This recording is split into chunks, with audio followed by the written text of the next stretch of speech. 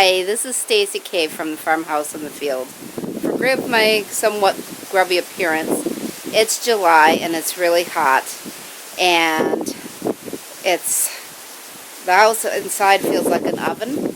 So we're going to come out here in the early morning and we're going to harvest some of my herbs. Now the herb garden is looking a little grungy itself. I've got to come out here and weed. I was doing that yesterday. The vegetable garden's looking a little better. But this is in the AM when it's cool, before the sun has reached its zenith, is the time to actually harvest your herbs. The reason being is when the sun starts coming up and it gets hotter and hotter, all those essential oils that you're trying to capture in the herbs basically get dissipated into the air. So your best time to harvest your herbs is in the AM. Today what we're going to harvest is we're going to harvest our basil, and we're going to make a pesto out of that without nuts. Now I use this throughout the year, and when we make soups and stuff in the fall, you will see me pulling out these cubes.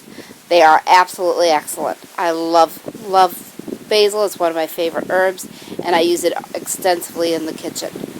We're going to also probably harvest some of our chamomile here. The chamomile we're just going to dry and we're going to use in teas. We're going to harvest some of the oregano for our spice cabinet. We're just basically going to dry it. Now a lot of times what I do is with the herbs that I'm drying, I will take a cookie sheet and I will line it with foil, and I'll put all my herbs on it and I'll put it in the car just to dry. It dries really quickly. The one thing I always keep wondering is I keep thinking I better never get pulled over, because it's going to be really hard to explain to a police officer. The other things we're going to harvest today are we're going to harvest my lemon verbena. We can harvest that for teas. We can harvest that for crafts. And I may harvest my cilantro. You can see here it's starting to go to flower. So it's really probably time. And I might harvest some of the dill back here. That is not something you dry. It never keeps its flavor when you're drying it at home. I'm not sure how they do it out in, the spice people, but at home it just ends up tasting like grass. We'll probably also harvest some of our rosemary. Okay, and this is rosemary we're going to harvest. We're going to basically dry that in the car. We'll probably get maybe even some of the lavender. Definitely some of the cilantro. And when I harvest anything that I'm going to put in to the spice cabinet, a lot of times what I'll do is I'll put it on a cookie sheet, line it with foil, and just put it in my car. It takes about 2 days, and that will dry really completely. Now the one thing is I keep waiting for the day that I get pulled over by a police officer, and I have to say, no, officer, those are herbs. No, officer, not that herb. But that day luckily hasn't come, but it's going to be hard to explain that.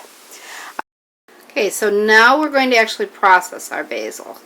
What this is this is basically like a pesto, but without the nuts. So the first thing you're going to do is you're going to come through into your pesto, and anything that looks like it's got fly speck, which I'm not sure if you could see that right there, we're going to get rid of. Not pleasant. We don't want to eat. Anything that's a traveler that's not really basil, we're going to take out. Anything that looks like it's been eaten by bugs, we're going to take out because it's not pleasant. Then we're going to put it into our food processor. My food processor is broken, but I'm still using it. But a word of caution: when you're using your food processor, not your word processor, your food processor, when you're not using it, unplug it, and before you ever put your fingers in there, unplug it. Unfortunately, I mean, like a lot of us, we all know how to use these things, but it just takes one moment of thinking, oh, I'll just move something in there with my fingers, something moves, and all of a sudden you're in this situation where it actually goes on and your fingers are in there and you end up stitches, and it's never quite the same ever again. So just a word to the wise. So we are going to process this whole thing. This has just oil. I'm using grapeseed oil because what I've got in there. It's a little sacrilege. I'm using garlic powder because that's all I've got. I haven't been to the store in about a week or two. And some Parmesan cheese. And we're going to whirl that up. Once we do, we put it in an ice cube tray. And we will put this in the freezer until it solidifies. Once it does, we're going to pop it into a gallon bag. And we're going to just keep doing this all summer long. You will see this coming back in the fall. Quick meal is just popping 3 or 4 of these in some prepared spaghetti, and you've got pesto spaghetti for a quick supper. You can put it on chicken, and I put it a lot in my soups, my bean and pasta soup. So that's basically how you're processing basil. Now keep in mind with basil, it oxidizes fast. So you do have to actually work relatively quickly, because just like an apple or an avocado, this will turn black if you don't get it into the freezer quick. So process it fast and put it in the freezer, and you'll have fresh tasting basil all winter long.